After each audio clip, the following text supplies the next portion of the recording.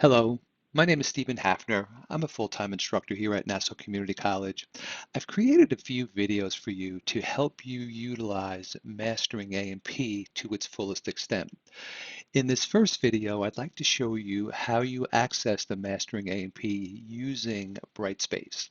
So the first thing that you want to do is log on to your student portal, and I've done that here. And mine may look a little bit different as I'm a faculty member. And locate the link for Brightspace. Click that, and you'll be able now to see all the different courses that you're enrolled into for the semester. Now you can see here I have a couple different courses that I'm teaching. Now what I'm about to show you is going to be applicable whether you're an Anatomy 1 student or an Anatomy 2. We've created Pearson Access in the companion site for Anatomy 1, right? That's the NCC AHS 131. So you can access it there. You can access it if you're an A&P 2 student here in the NCC AHS 132. Or your instructor may utilize Mastering A&P and they may have it in one of their courses that you're enrolled in. So you want to be sure that you check with them. In this video, I'm going to use the 132 as an example. So the same thing would be applicable if you're a 131 student. So we'll use this as an example. So let's pretend we're in this course. You'll click that, and I like to go to the content area. Okay, and once we click the content area, you'll see just different things. You may, in either whether it's 131 or 132, you may see the the syllabus is in there, library hours, media hours, things like that. This is where I'm going to put the Mastering A&P videos for you that we're creating right now, and you'll see a link for Pearson. Now, I've labeled it Pearson for Lab. Your instructor may just call it Pearson Mastering A&P. They may call it Mastering A&P.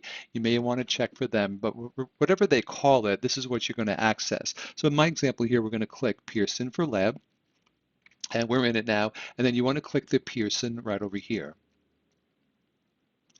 Now, the first time that you're accessing this website, you're going to have to enter a code. If you've purchased the bundle from the bookstore, there's going to be an envelope that has a code in it for the lab Mastering A&P, and then there's a separate envelope for the lecture Mastering A&P. The example I'm doing here is the lab Mastering A&P. Let's say you didn't purchase the bundle. They do give you an option to purchase just the Mastering A&P access, and you'll be able to have the e-text if you want to do it that way.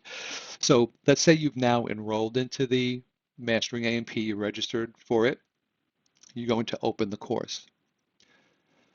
Now again, mine's going to look a little bit different only because I have different access. For instance, I have instructor tools here that you wouldn't have, instructor resources, again, that you wouldn't have.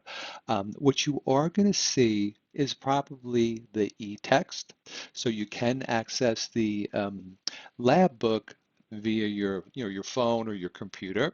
And then we'll talk about the study area in another lesson. Okay, so again, it may look a little bit different. What you'll see is your course home. Again, I have things that are related to instructors as far as like scheduling assignments. You're not going to have that, getting your students started, right? You'll have other things that are related to a student here. Then in the middle, you can see some of the assignments that would be due. If, again, this is if your instructor does it. So for example, I put up an example here that there's exercise 2 homework. This was for my class. Now you could look at this two different ways.